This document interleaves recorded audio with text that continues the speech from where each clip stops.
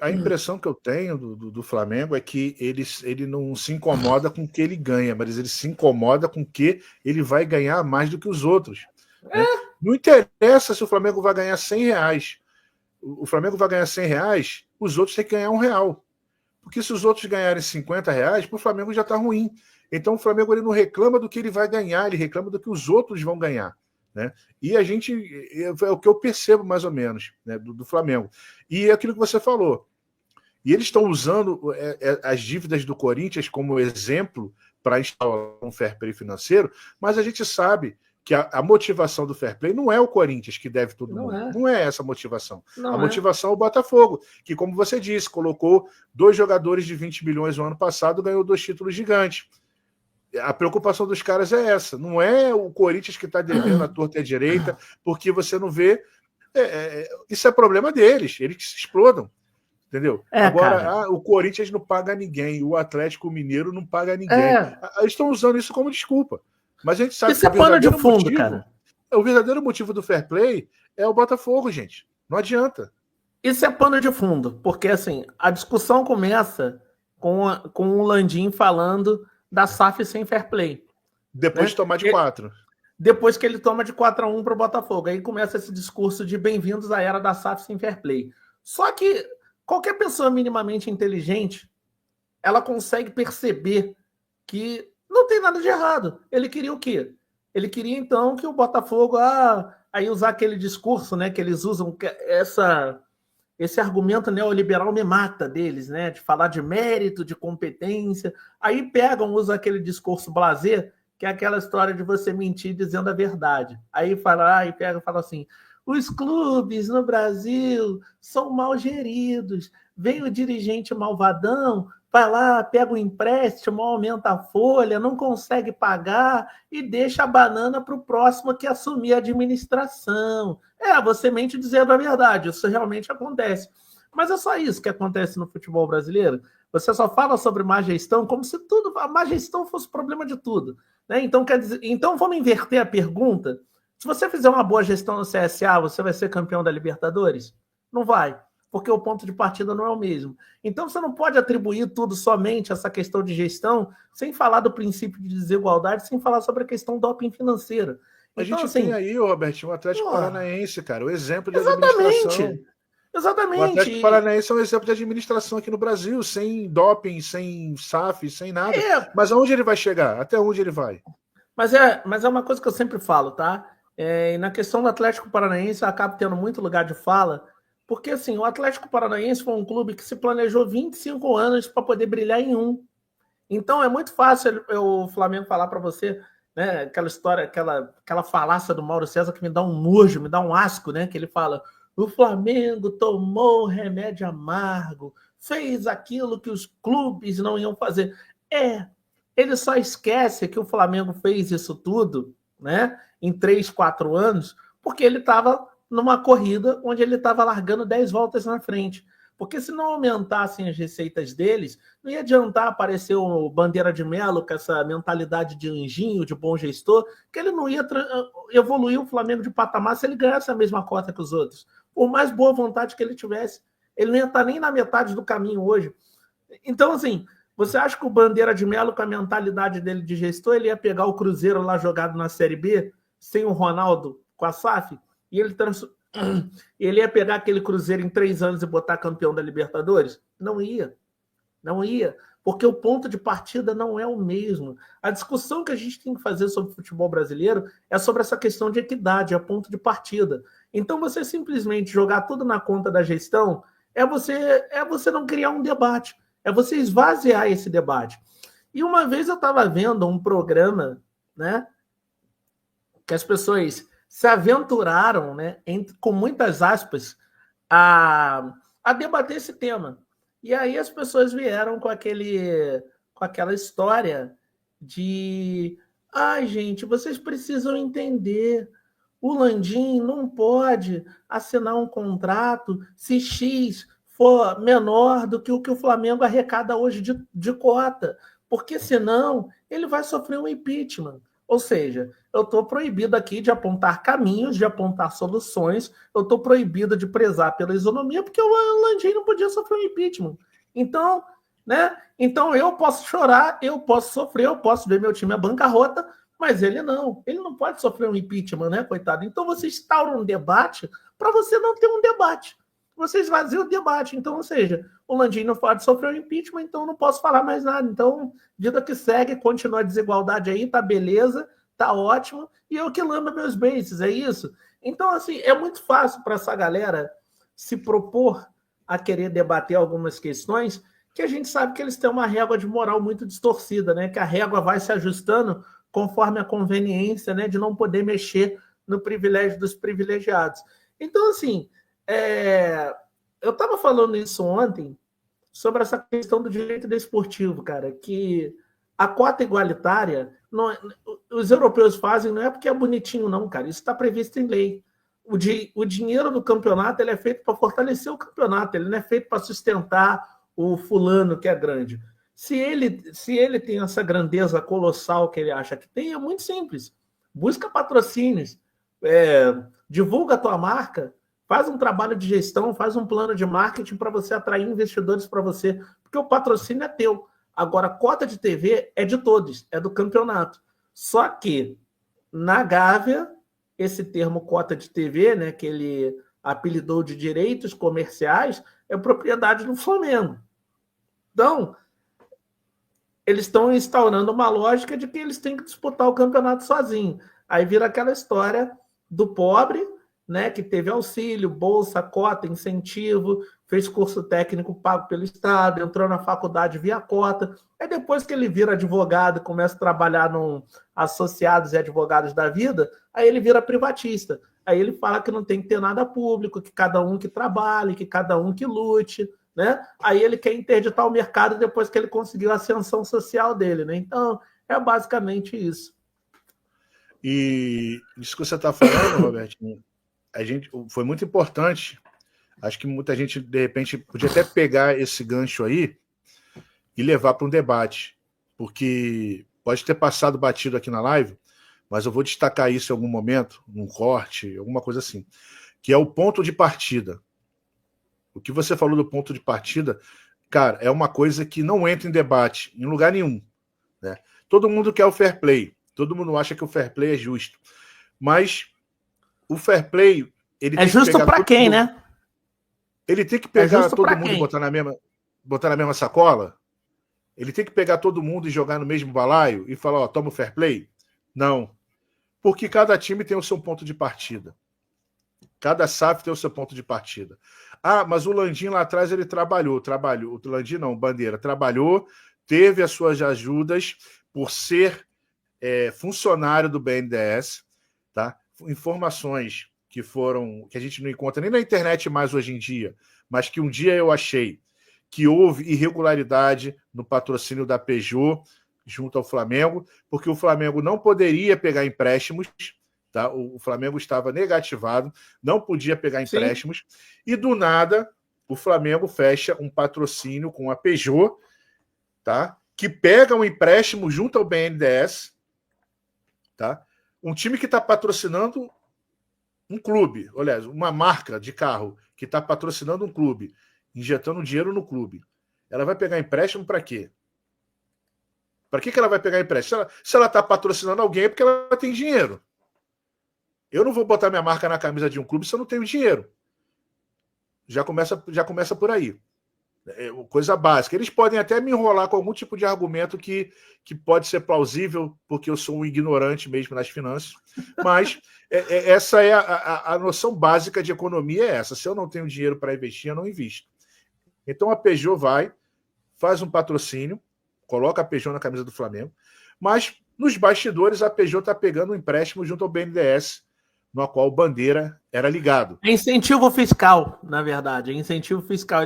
Eles recebem um incentivo fiscal de 3 bi, e aí o imposto que eles deveriam repassar ao governo, esse imposto foi dado como patrocínio ao Flamengo. Mas eles vão dizer que foi só uma uma sequência de coincidência, o ex-presidente do BNDES ocupar um cargo no Flamengo, ele dá incentivo fiscal para o BNDES enquanto ainda está lá como executivo, ele vai para o Flamengo e quem aparece como patrocinador. É aquela sequência de infinitas coincidências que sempre favorecem o mesmo. E né? Nem isso, Robertinho. Se você for pegar o tempo que a Peugeot patrocinou a camisa do Flamengo, a Peugeot não ficou um ano na camisa do Flamengo. A Peugeot não ficou um ano na camisa do Flamengo. Ou seja, parece que foi meio assim, a Peugeot foi um laranja para pegar um empréstimo e repassar esse empréstimo para o Flamengo como se fosse um patrocínio. Essa é mais ou menos a manobra que aconteceu, que essa informação sumiu da internet. Tá? Você procurar, você não acha mais. Mas foi mais ou menos a investigação que o jornalista fez de que a Peugeot pegou esse dinheiro, repassou para o Flamengo e depois deixou de ser patrocinadora. Aí o que o Bandeira fez? O Bandeira botou a Peugeot na manga do Flamengo, dizendo que era uma menção honrosa. Que não tinha. A Peugeot não pagou pela manga do Flamengo. Entendeu? Ela saiu de patrocinador master para manga e ela continuou na manga ali sem pagar nada para o Flamengo.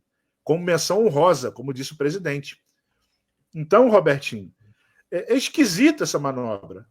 É uma manobra meio estranha, mas só que ninguém comenta. É o start, é aquilo que você falou, do start. Como que começa? Como que a reestruturação começa? O Flamengo trabalhou, batalhou, hoje ele quitou as suas dívidas e tal. E o Textor está fazendo o quê? Ele não está trabalhando? Quando o Textor pega o Botafogo devendo 2 bilhões e ele compra o Botafogo pela merreca de 400 milhões e hoje o Botafogo deve em torno de 600 milhões, baixando essa dívida absurdamente, ele não está trabalhando? Ele não mas tá fazendo... aí o discurso muda. Isso não é trabalho? Isso não é trabalho? Não. É só injetar dinheiro, Robertinho? É só injetar mas aí dinheiro? O discurso muda. Aí o discurso muda, né? Porque o Textor não trabalha, o Textor não tem gerenciamento, ele não tem nada. Aí vem aquele discurso que a gente tem corte aí do Mauro César falando lá naquele programa Cartão Verde, que ele vem um americano, sabe-se lá da onde, e com dinheiro que ninguém sabe da onde, ele não quita as dívidas do clube como um todo e sai por aí investindo. E aí você percebe como é que ele é desonesto intelectualmente, né? Você percebe como é um cara que ele comenta com o fígado, né? Então, você começa a perceber que esse tipo de comentário ele reverbera na torcida deles. Porque na torcida deles, unanimemente, eles não sabem o que acontece no Botafogo e eles estão com esse discurso de moral. Não, porque se tivesse fair play financeiro, porque o cara está aqui jogando dinheiro. Na cabeça deles é isso. Na cabeça deles é isso. E aí você vai falar com essas pessoas, você vai discutir com gente que não sabe nem o que é fair play financeiro, não sabe nem como ele funciona. Está escutando o Rodrigo Matos falar, está escutando o Mauro César falar, está vendo o Vene Casagrande postar aquelas cutucadinhas dele de torcedor de quinta série. Então o pessoal está indo por isso aí. Então o fair play na cabeça deles é isso. É interditar o Botafogo de investir, porque o Botafogo está gastando mais do que arrecada. Mas só que aí é que está o grande ponto da questão. Eles querem um fair play financeiro, mas eles não querem um fair play financeiro para puxar os clubes para cima, tá? Eles não querem puxar os clubes para cima. Por quê? O que a gente tem que fazer com o fair play financeiro no Brasil? Porque quem olhar esse corte aqui, essa parte da live, vai achar que eu sou contra o fair play financeiro. E não é necessariamente isso. A questão é, o fair play financeiro ele deve ser criado, sim, depois de você ter uma liga, depois de você ter uma divisão de verba equitativa, depois que você criar mecanismos de transição. E o que vem a ser isso? Você criar métodos para que os clubes possam se tornar saudáveis.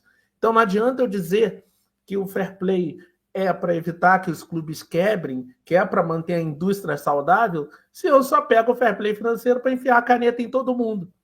Porque assim, não dá para você pegar o modelo da Europa e simplesmente jogar no Brasil. Porque você vai acabar com a indústria assim como você acabou na Europa. Ou você acha que é coincidência um clube só ganhar 11, no máximo 2 ou 3 dividirem um título e aparecer de vez em quando uma zebra de 15 em 15 anos? Vocês acham que é coincidência? Pois é. Mas só que são assuntos que não querem ser... que as pessoas não querem que sejam trazidos à pauta. Essas pessoas não querem que esse tipo de argumento, né, que esse tipo de questão fique na boca do povo. Eles não querem que o povo tenha esse tipo de esclarecimento para saber o que é isso. Então, a gente está vendo o seguinte, eles estão construindo um fair play financeiro à moda deles, eles querem simplesmente, né, que todo mundo caia nessa de que o fair play financeiro é melhor para o Brasil. Mas não é melhor para o Brasil, é melhor para eles. É o melhor para eles camuflado de bem coletivo. Então, assim, você lembra no final do Clube dos 13? O discurso era, não, vamos acabar com o Clube dos 13, que todo mundo vai se dar bem, vai ser bom para todo mundo vai ganhar mais. Você de 5 passou a ganhar 15, mas ele que ganhava 100, quando você ainda ganhava 15, passou a ganhar 500. Foi bom para quem? Né? Que permitiu que ele se reestruturasse mais rápido, que ele montasse um time, que ele atropelasse o teu e permitiu o quê? Que você apenas colecionasse mais dívidas, ficasse mais estrangulado, né? Você perdesse jogadores mais rápido, você não ficasse competitivo e eles te atropelando sempre. E aí qual era o curso? Não, foi gestão, foi meritocracia. Né? Aí é aquela história. Eu começo a corrida 10 voltas na frente, depois é só eu dizer, meu filho, não vem com essa. Eu tive que correr, eu tive que trabalhar, eu tive que suar. Mas você começou na corrida 10 voltas na frente. Então a gente não vai discutir o teu ponto de partida? Justamente. E com essa brincadeira toda, a cota de TV acabou se tornando uma das principais fontes de renda dos clubes, né? Que acabavam adiantando cotas, adiantando, ficando mais na mão da emissora e causando aí um efeito dominó nos clubes, né? Mas é exatamente isso. Eles não querem um fair play financeiro para puxar os clubes para cima. E aí eu volto naquela questão, né, de quando esse debate começou, né? Desculpa. Quando esse debate começou, todo mundo que falava que o Botafogo arrecadou 100 e estava gastando 300, né?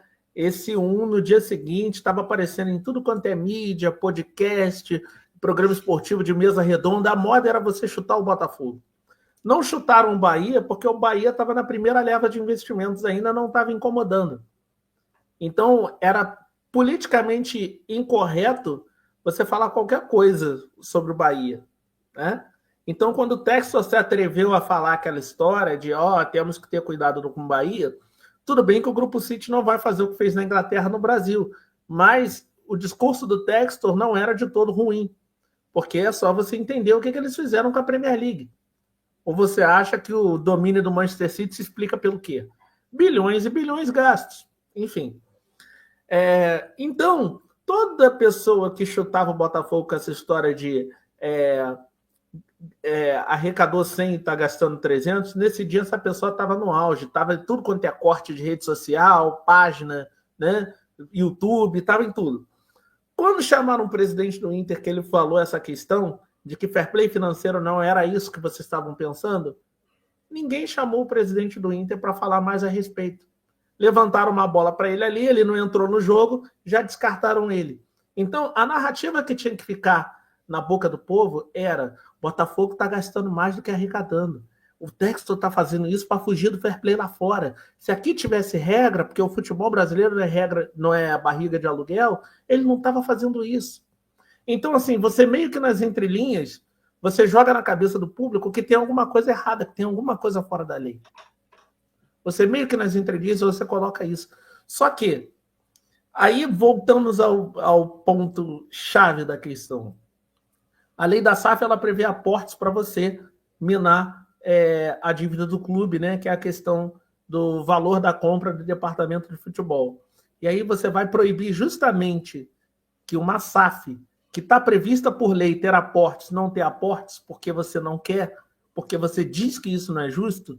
Então, aí entra naquilo que eu te falei de um dos neoliberais que participaram das aulas que eu estava, né, de direito esportivo, que o cara teve a pachorra de falar, né, quando foi falar da situação do Cruzeiro, ele disse que a empresa não comportava esses investimentos. Eu quase que eu interrompi e perguntei, se não comporta esses investimentos, faz o quê então? Deixa quebrar? Deixa falir?